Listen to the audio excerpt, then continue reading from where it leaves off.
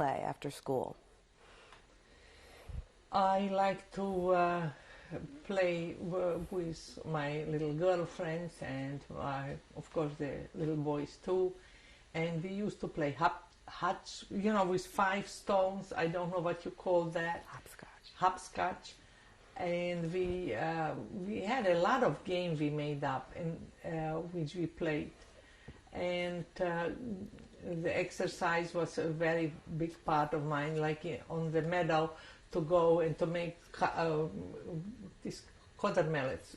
How do you say that in English? Anyway, to jump around and really, you know, activities, a lot of activities we would do. And singing, we used to sing. That was another thing between my sister and me. My parents were very musically inclined, but my sister and I, we really don't have a voice. My sister was smart enough not to sing, but not me. I loved to sing, and I would sing. And in the later years of our life, when we would be already here in the car when I came, and my brother-in-law would sing, and I would sing along, and my sister would tell me, lower, lower. And I said, but you won't hear me. She says, you got the point. You know, so I love to sing. And we also, which I didn't tell you, we used to put on plays in the Hebrew school. And I was very active in that. And then my grandfather, which I didn't tell you, made wine. And then he made something like cherry liqueur, like cherry herring, what you call here. But it was called differently there. But what it amounted to, the sour cherries, which I never found here, such sour cherries, and they were fermented, and from that, you know, became the alcohol and became that drink. And I used to like to eat the cherries from it. You know, they were, you know, plenty of alcohol in it. And when I had to perform in that Hebrew school, there was a lot of time taken away from my grandfather with me. So I knew I had to say a long poem in Hebrew, and I knew it. My father spoke Hebrew fluently because he actually, before he went to law school, he was supposed to be a rabbi, and he studied with a Vizhnitzer rabbi, you know, but then, you know, he switched to law. And actually the rabbi helped him along, you know, with everything. But my father knew Hebrew fluently, so he taught me, and I had no problems. But before the show started, my grandfather gave me a whole dish of the sour cherries, you know, which were alcohol. So when I came on the stage to say the poem, I said the first 4 lines, then I said the last few lines, and then the middle lines. And of course, most of the people really didn't know Hebrew, but my father knew right away but I never stopped. And then I started from the beginning, and I told the whole poem fluently. And when I got off the stage, my father said, breathe on me, and I did. And then I don't remember, but he slapped me. That was maybe the first time in my life that my father slapped me. And my grandfather didn't talk to my father for a week because he was very mad at him that it wasn't my fault but his fault. So that was another thing. Is there a song from your childhood that you'd like to share with us? Oh, I wouldn't think really you should hear me, you know, but my mother used to sing us the song which I always liked when she sang me was Gold und Silber. You know, but I can't really sing now. Do you know some of the... Silber lieb ich so, kann es auch gebrauchen. That's enough. And then we have also, of course, we had a lot of Czech songs. But that was my favorite song, Gold und Silber. My mother used to sing me. What were the things you liked about yourself as a little girl? I think I liked myself. I liked myself. Everybody liked me. I never stopped to really think about it, but what I remember very vividly is that I was an extremely happy child. Extremely happy. I don't remember ever being sitting and crying or being unhappy. I never had a time where like today's, you know, I'm bored. I was never bored in my life, not for 1 minute. I remember that ever I was bored. I did not like to read as much as my sister when I was little. And I did like when you read to me, but it had to be a good ending. My mother knew when you told me a story and the story didn't have a good ending, wasn't good. The other thing was when we went to the movies, or if I did read a book, my father would always ask, and what did you learn? What was the moral of the story? So, it was a big problem to go to a movie and then to explain exactly what was the moral of the story. So, so at that time, I wasn't exactly, the literary lover like my sister was. From the time I remember, I always remember with a book, and she's still with a book to this day. Who did you want to be like? I think I would have liked to be like my father and a little like my mother. My mother was the most beautiful woman and wonderful. She was very reserved, and in back of her, my sister and I would call her Maria Teresa. She was a very proud lady, and she would not, and I was what they call Mazliček. I like to hug and kiss and be hugged. And my father was like that. My mother, whenever I came home, I jumped on her, I hugged her, I kissed her. My sister wouldn't do it. She waited until she was hugged and kissed. But I think I am basically, a combination of both. Because as I got older, I find myself being a little like my mother.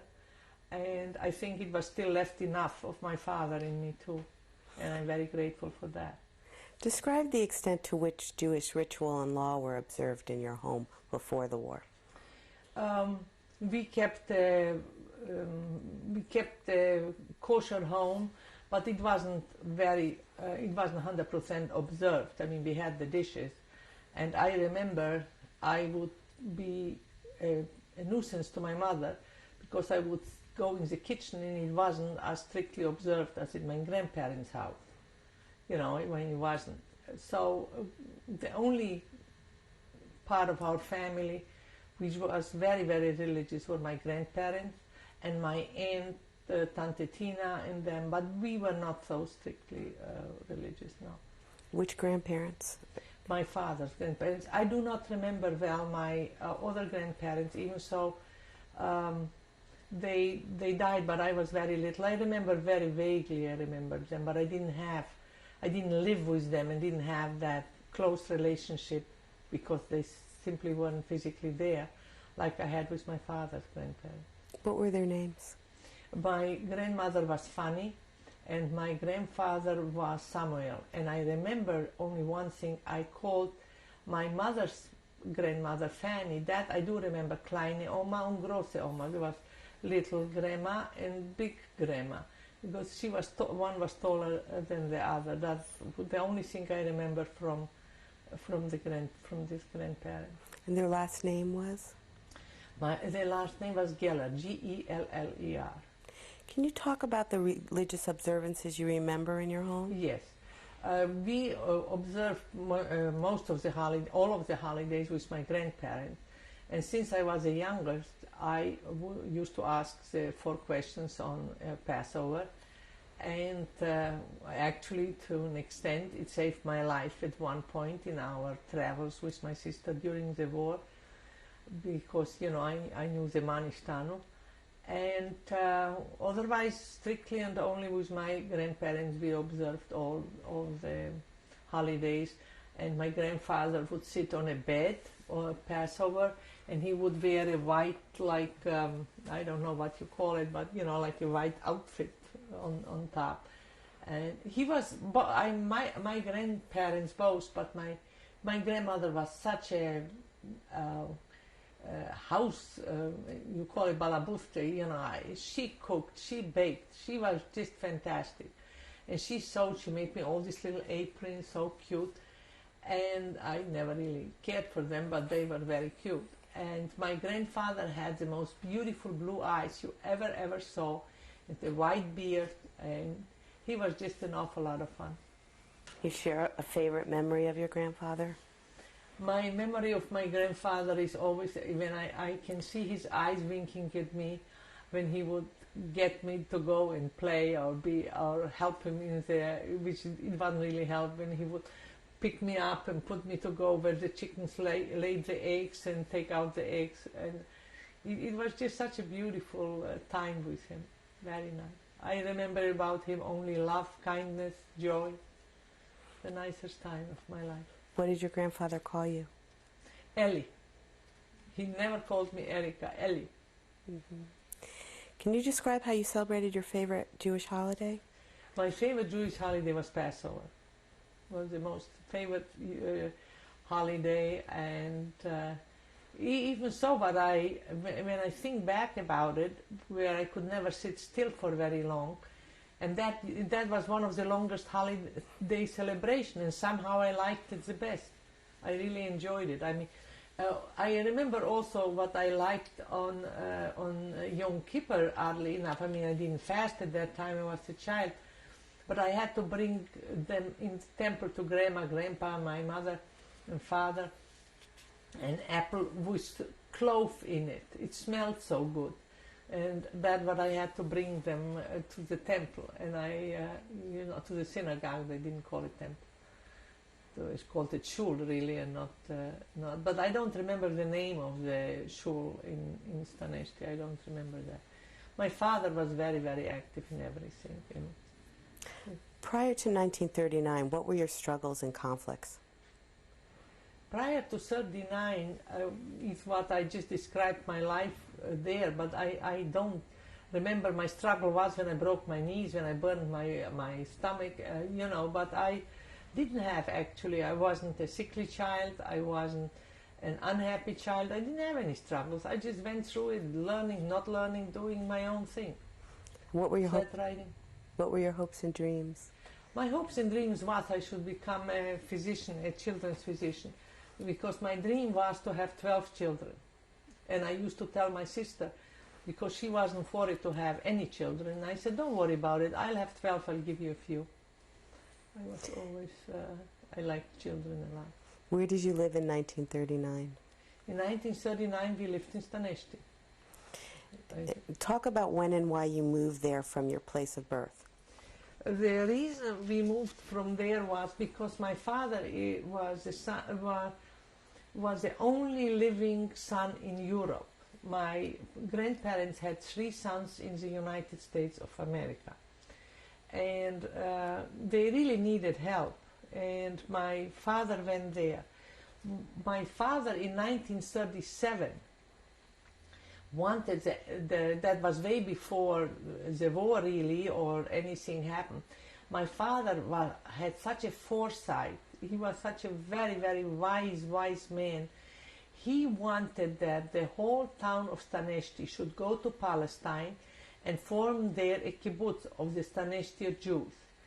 And he wanted that all the affluent and richer Jews should pay for the ones who don't have the money, and he will draw up papers, since he was a lawyer, that eventually the people who get the money will somehow return the money to the people once they are in Israel and form the Staneshti Bukovina kibbutz.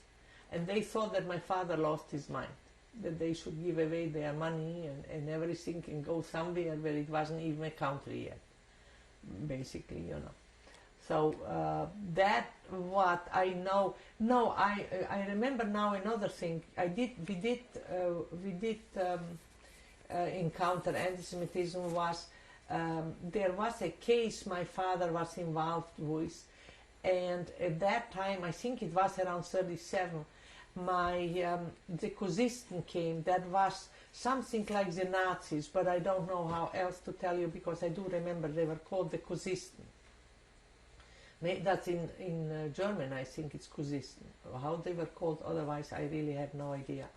And they went after my father, because my father it was a case, a criminal case, which my father was, and he was involved in it.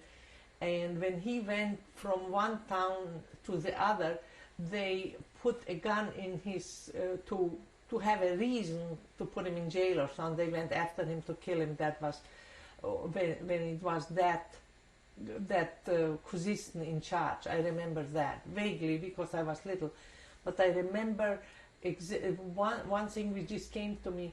They came after my father, but to his office, and somebody warned him, and my father ran out from the others because we lived in the same. At that time, we didn't live with my grandparents in our house, and the office was in front, and my father ran out, and I can't remember why and how. If my mother played cards or whatever, I don't know. But I was alone in the house, and I hid under the bed. That's the one memory I have from that time. But my sister would know more about it, but I do remember that.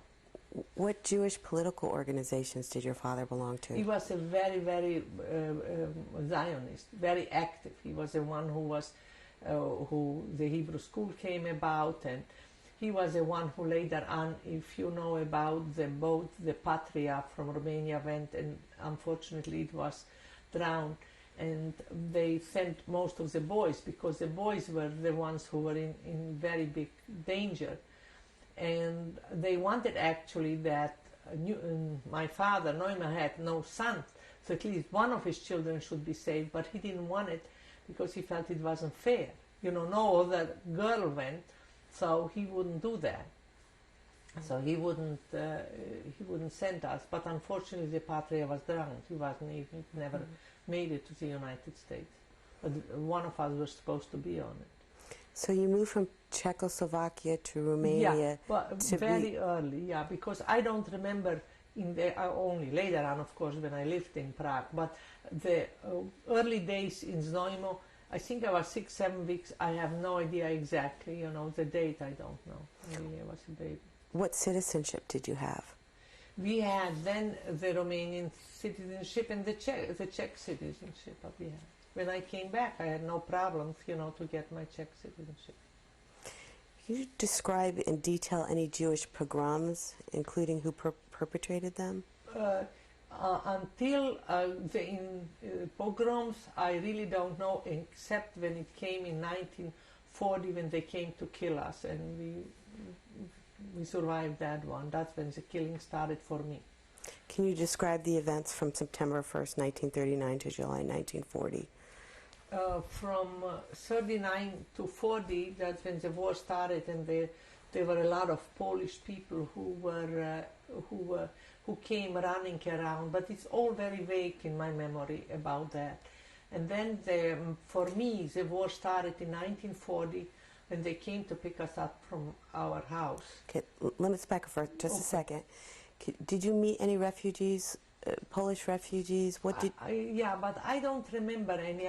The only thing I remember at the time, and that was after when the Russians occupied us, because the Russians occupied us before the Germans came. When the Russians occupied us, there was a Polish girl in my class, because we went to school. In 1940s, the Russians occupied us. And I went to school, and there was a Polish girl, but she already must have gone through more, and she was older than I. Maybe at that time she was 15 or so, and I was about 13. So I don't know but when the Russians came into our class to look how you looked, and according to that they took you or they left you, she jumped out the window, and I never saw her again, but they said she lived, but she broke arm, leg. I don't remember. What do you mean the Russians came to? The Russians came to the school, and they looked at you, and depending on how you look, how developed you were, that was the reason they took you to what they said, to work in the Donbass. That was coal mines, and the boys they took to the army, the Jewish boys, and the girls they took to Donbass. So we all knew it. How did you know that? We just knew it, we just knew it. I mean, they were disappearing, like when they started to take the wealthy Russian Jews, they took away too, all the prominent and rich Jews. And the way we weren't rich, but I guess we were well off. And that they didn't take my father was a miracle at that time, I don't know. Also, that day when it happened with a Polish girl when I came home, and I guess my parents knew more than I did at that time, and my mother hit me in a washing machine. I always wondered how she put me around that thing there, but I was in the washing machine, and then I was, we were hiding from them, and then of course. What was your understanding of why you were hidden in the washing machine? No, I knew that if I wasn't hidden in the washing machine, that I'm going to go to Donbass. I'm going to be. You see, at that time, I was a child, and I wasn't a sophisticated, politically oriented child. I wasn't, and all I knew that I would be separated from my parents. That was, and my sister. That was a whole, actually, the impact which occurred at that time for me personally. I was too young to really realize the whole, but I knew it was bad. What did you know about what was going on in Poland to Jews? That they were killing the Jews, that we knew. I heard about it, but I'm sure in my parents, even so, they were every evening at dinner we would discuss everything. They knew about it. My father knew about the Jews having problems in Europe, like I said, from 1930, when Hitler came to Austria, he knew, and that's why in 1937 he was ready to take all the Jews and go. So he knew. What do you remember about those discussions after dinner? I remember, in our house, it was after you had dinner that everybody had to tell what they did that day and how they enjoyed the day, and everybody had a right to talk. And also, what was which I enjoyed so much, like I said, I was the youngest, but everybody was allowed and entitled to give their opinion, for better or worse, but you had your time to speak, but don't interrupt in the middle. That was a no-no, but you were allowed to speak. Was there discussion at that point about what was going on in Europe? There were discussions, about the politics, about the danger of the Jews, and it was all, my father discussed it all the time, and he was worried all the time, and he tried so desperately to make all kinds of preparation. Also in 1939, when it was a World's Fair, and my sister graduated 1939-40, when she graduated from the baccalaureate, the present she was supposed to get was to go with my father to the United States as a present for her graduation, but they never made it because September 1 the war broke out. But that's where my father and my sister were supposed to go. After that event in school where the Polish girl jumped out the window, what happened next? Next, I was hidden, and then my sister was sent, because she was already at that time, like here, it would be that she already was a college student, and she actually started for medical school, but at that time they needed in a laboratory some work on grains, I don't know what, and that's where she worked. Because she couldn't go to school, but they put her to work in a laboratory, with her background of science and everything. And then they sent her also to Kiev. And then, she came back, and then that's where she worked. Who sent her to Kiev? That was when the Russians were there.